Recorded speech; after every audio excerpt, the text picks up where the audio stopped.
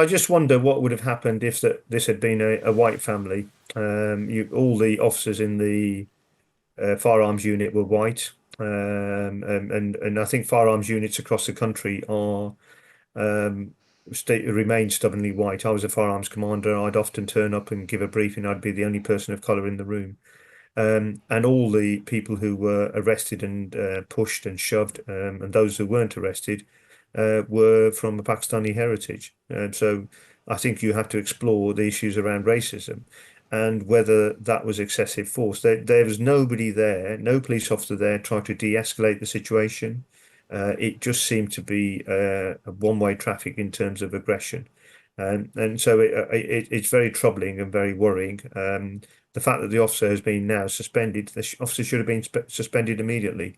It didn't take a rocket science to look at that video and think, well, that's excessive force. It's exactly 2:15. So an armed police officer has been suspended after a video of a man being kicked and stamped on the head at Manchester Airport has been widely shared on social media.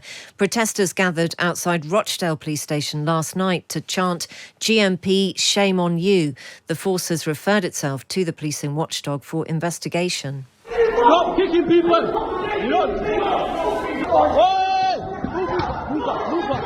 Move up! Stay! It's a deeply distressing video if you have watched it. There is a man lying on the ground and he has his arms behind him and the police officer is holding a taser but then does stamp on his head. There is a woman by the side of the man who then tries to push the officer away and she is pushed too. We can talk to Dal Babu, former superintendent at the Met Police. A very good afternoon to you. How did you feel when you watched the video? Well, I think it's pretty disturbing. It was sent to me by numerous people over the last couple of days. I think police clearly can use force when they're carrying out their duty, but it has to be proportionate and reasonable. I think striking a man who's lying in a prone position, head down, arms behind his back, kicking him in the face and then stamping on his head is, in anybody's view, excessive. Yeah. The same officer then goes to another man who's got his hands up in the air in a sort of defensive method, and he pulls him down, kicks him in the leg, and strikes him on the back of the head with a taser gun. I mean, So this is an officer who just used far too much force than was necessary. what are the guidelines for arrest when a suspect might be physically attacking an officer, though, because this is the defence offered by the GMP? I mean, how soon should a taser be used in that situation? Well, what we saw is the officer can use, he or she can use proportionate and reasonable force. So I've had guns pulled on me, knives pulled on me. You use your baton, you kick, punch. That's all reasonable in those circumstances. But the video we saw was a man lying prone down, face down, hands behind his back, and he was then kicked in the head and stamped on. I think that is excessive force. Yeah, I mean, it is deeply, deeply distressing and disturbing to watch. Later in the video, a woman trying to calm the situation, she's pushed away by one of the police officers too. And you, I would imagine from what you've said, have some sympathy with why this would aggravate a situation between communities and the police. But I know also that you feel that there might be a racist element to this. Can you explain what that is in your view? Well, I just wonder what would have happened if this had been a white family. All the officers in the firearms unit were white, and I think firearms units across the country are remain stubbornly white. I was a firearms commander. I'd often turn up and give a briefing. I'd be the only person of colour in the room. And all the people who were arrested and pushed and shoved, and those who weren't arrested, were from a Pakistani heritage. So I think you have to explore the issues around racism and whether that was excessive force. There was nobody there, no police officer there trying to de-escalate the situation. It just seemed to be a one-way traffic in terms of aggression. And so it's very troubling and very worrying. The fact that the officer has been now suspended, the officer should have been suspended immediately. it didn't take a rocket science to look at that video and think, well, that's excessive force. Yep.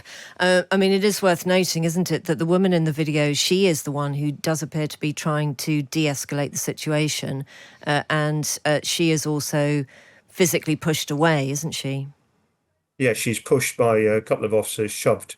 She's lucky she didn't fall and injure herself. And you can see people saying, "Auntie G, please stay back, stay back." They're trying to protect her.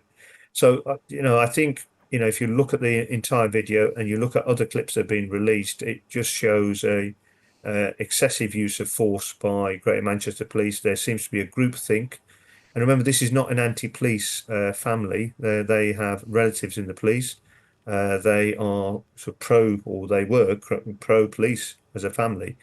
So they have relatives in the police who and are quite supportive of GMP. But I should imagine they might reassess their situation after this Right. particular incident. Gosh, well, those are details that we didn't know, actually. So thank you for relaying that.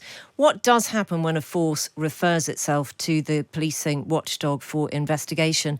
It's a sentence that I've read out several times on air. I'm sure my colleague Jane has read it out too. What does it actually mean, though?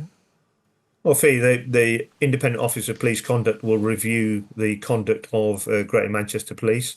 It will be done independently from Greater Manchester Police, and they will make a decision about the actions of the police, essentially from cradle to grave, from when police were first called to this incident. I understand there were allegations that racist language slurs had been used against this family.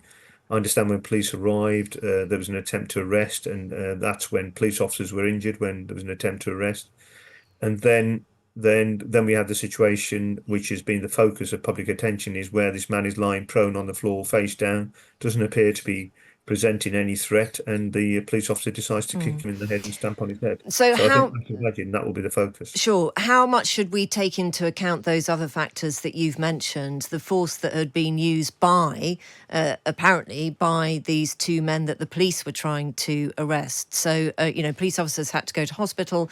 One police officer had her nose broken during that incident. I mean, that's the stuff that we don't see on the video, isn't it? That's right. Yeah. So we haven't got the full story, but the reality is the focus has been the police officer kicking. So lots of situations happen where you go to a punch up, and you end up having to deal with some very, very difficult situations, but you can't let the red mist come down. Particularly if you're carrying a firearm.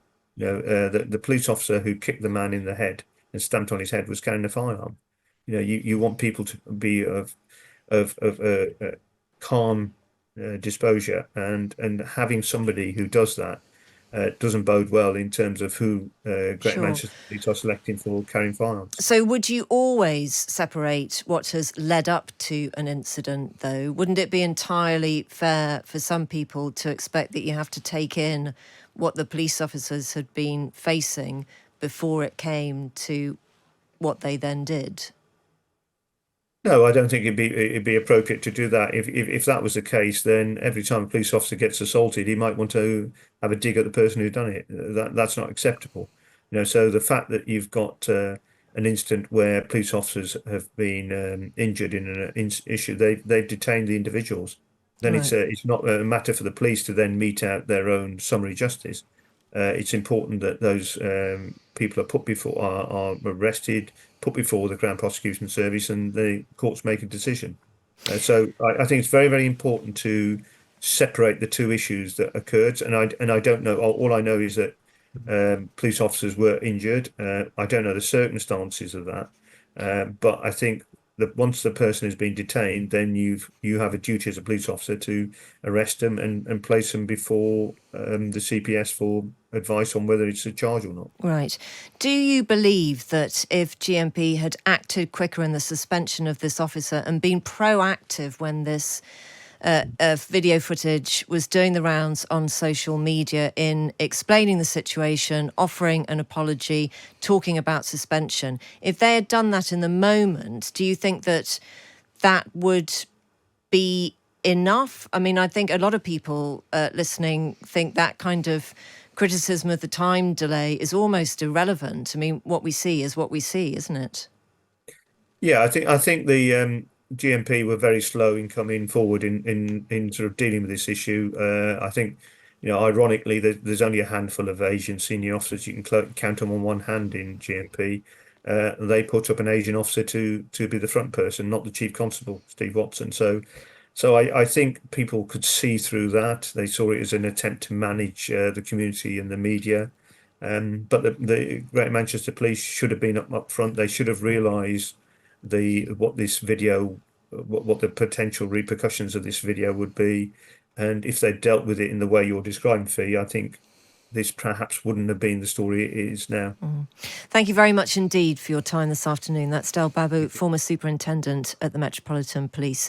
Any thoughts on that? Do be in touch with us this afternoon. It's 0333 003 2353. It is worth noting that Andy Burnham did immediately say, look, there is bound to be more to this than those images that you're seeing circulating on social media at the moment.